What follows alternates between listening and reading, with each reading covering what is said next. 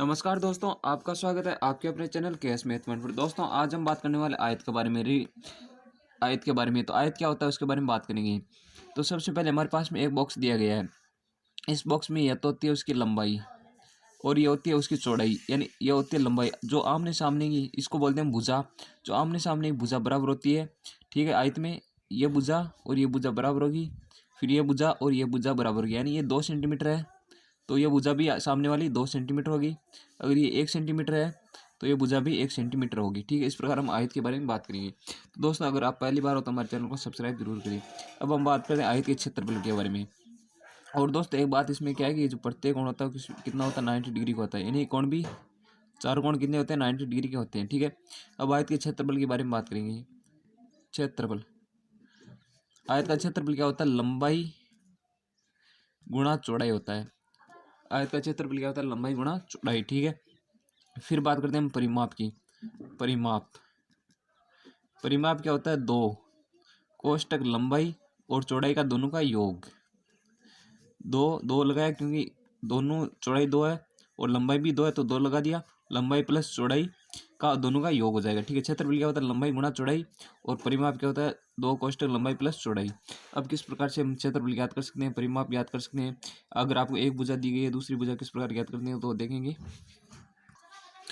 तो दोस्तों हमारे पास में क्षेत्रफल ज्ञात करना है। तो क्षेत्रफल क्या होता है, इसका पूरा जो एरिया होता है, यानी पूरा जो अंदर का और एरिया होता है, बाहर का एरिया होता है, वो क्या होता है, क्षेत्रफल होता है, ठीक है। परिमाप क्या होता है, इसके चारों ओर का एरिया, यानी ये चारों ओर है इसका परिमाप, यानी परिमाण चारों ओर, और माप यानी माप नहीं क्या होता है, परिमाप होता है। तो वो दोनों ज्ञात करेंगे। तो सबसे पहले हम क्षेत्रफल ज्ञात करेंगे, फिर परिमाप ज्ञात करेंगे।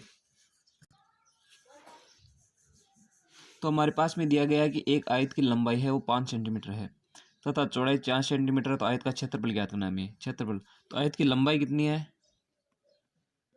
लंबाई 5 सेंटीमीटर है, और चौड़ाई की बात करते हैं हम, तो चौड़ाई कितनी है, 4 सेंटीमीटर है। अब इसका क्या क्षेत्रफल ज्ञात करेंगे। क्षेत्रफल क्या होता है, लंबाई गुणा चौड़ाई, लंबाई इंटू चौड़ाई, ठीक है। तो हमारे पास में लंबाई कितनी है 5 इंटू चौड़ाई कितनी है 4।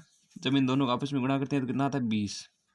20 क्या आएगा, सेंटीमीटर स्क्वायर। इकाई आपको लिखनी है क्योंकि सेंटीमीटर 2 बार गुणा हुआ यहाँ पर 5 और 4 के साथ में, तो सेंटीमीटर स्क्वायर आ गया। तो हमारे पास में जब 5 और 4 को मल्टीप्लाई करते हैं तो 20 सेंटीमीटर स्क्वायर आता है। इस प्रकार हम क्षेत्रफल ज्ञात कर सकते हैं। यानी आपको 5 सेंटीमीटर लंबाई दी गई थी, 4 सेंटीमीटर चौड़ाई दी गई थी, आयत का क्षेत्रफल पूछा था। क्षेत्रफल का सूत्र क्या होता है, लंबाई गुणा चौड़ाई, 5 इंटू 4 बराबर होता है 20 सेंटीमीटर स्क्वायर। अब हम बात करेंगे, अगर आपको क्षेत्रफल दिया हो और एक भुजा दे दे, दूसरी भुजा ज्ञात करना है तो किस प्रकार ज्ञात कर सकते हैं। तो दोस्तों हमारे पास में नेक्स्ट क्वेश्चन क्या है कि आयत का क्षेत्रफल दिया गया हमें 30 सेंटीमीटर है। यदि उसकी लंबाई दी गई 6 सेंटीमीटर तो उसकी चौड़ाई ज्ञात करना है। यानी आयत का क्षेत्रफल, क्षेत्रफल कितना है, 30 सेंटीमीटर है इसका क्षेत्रफल। तो इसमें क्षेत्रफल कितना दिया गया, 30 सेंटीमीटर, और इसकी जो लंबाई है वो कितनी दी गई हमें, 6 सेंटीमीटर। चौड़ाई हमें ज्ञात करनी है, चौड़ाई हमें ज्ञात करनी है।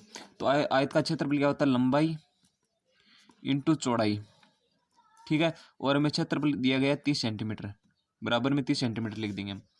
अब हमें लंबाई दी गई 6 सेंटीमीटर, 6 इंटू चौड़ाई बराबर 30 सेंटीमीटर। जब ये गुणा में बराबर की उस तरफ है, अगर बराबर की उस तरफ जाएगा तो किस में जाएगा, भाग में, तब हम लिखेंगे चौड़ाई बराबर 30 लिख देंगे। और ये बट्टे में जब गुणा के बराबर में उस तरफ है तो उस तरफ जाएगा तो किस में जाएगा, भाग में, तो 6 लिख देंगे हम।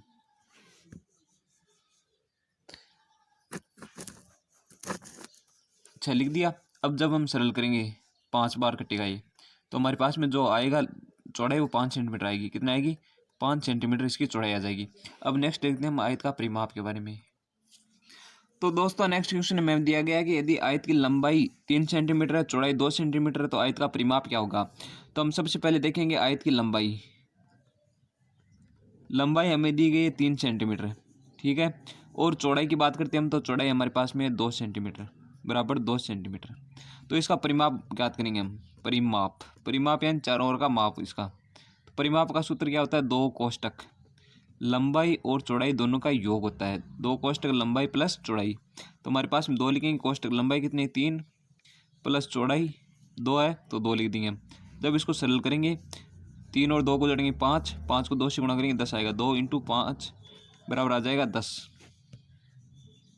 कितना आ गया हमारे पास में 10 आ गया। तो इसकी जो परिमाप हो गया कितना आ गया 10। इस प्रकार हम ज्ञात कर सकते हैं। अगर वीडियो अच्छा लगे तो लाइक करिए, चैनल को सब्सक्राइब करिए। धन्यवाद दोस्तों।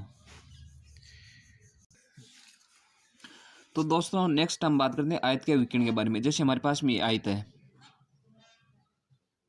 ये आयत है, ठीक है। ये मान लो 2 सेंटीमीटर भुजा है तो ये सामने वाली भी कितनी होगी, 2 सेंटीमीटर होगी। अगर ये 1 सेंटीमीटर है तो सामने वाली भी 1 सेंटीमीटर ही होगी। अब बात करते हैं विकर्ण के बारे में। तो विकर्ण क्या होता है, जो यहाँ से मान लो ए बिंदु है, ए बी बिंदु है, ये सी बिंदु है, ये डी बिंदु, ए से डी को मिलाने वाली रेखा ही क्या कहलाती है, विकर्ण कहलाती है, ठीक है। दोनों तरफ विकर्ण होता है। विकर्ण इन्हें आधा आयत को अलग कर देता है, आधा आयत को अलग कर लेता है, आधे आधे से बांट देता है। जैसे ए डी सी हो जाएगा और फिर हो जाएगा ए बी डी हो जाएगा, ठीक है। आधा आधा भाग बन गया। अब विकर्ण ज्ञात दोनों तरफ से निकाल सकते हैं। इस तरफ भी अगर आधी लाइन खींचेंगे यहाँ तक तो इधर भी विकर्ण निकल जाएगा, ठीक है। अब विकर्ण का सूत्र क्या होता है, विकर्ण का सूत्र होता है रूट लंबाई का स्क्वायर प्लस चौड़ाई का स्क्वायर। यानी विकर्ण का सूत्र क्या होता है, रूट लंबाई का स्क्वायर प्लस चौड़ाई का स्क्वायर। जैसे मान लो लंबाई आपको 2 सेंटीमीटर है तो रूट करेंगे हम यहाँ पर 2 सेंटीमीटर 2 का स्क्वायर प्लस लिख देंगे। चौड़ाई मान लो 1 सेंटीमीटर तो 1 का स्क्वायर करेंगे, ठीक है। जब हम 2 का स्क्वायर करेंगे तो हमारे पास में आएगा 4 और 1 का वर्ग करेंगे तो 1। 4 और 1 को जोड़ेंगे तो 5 आ जाएगा। जब हम 4 1 को जोड़ते हैं तो रूट 5 आ जाएगा। इस प्रकार इसकी जो विकर्ण की लंबाई है वो कितनी आ जाएगी, विकर्ण का जो है विकर्ण मान वो 5 रूट 5 आ जाएगा। इस प्रकार हम ज्ञात कर सकते हैं।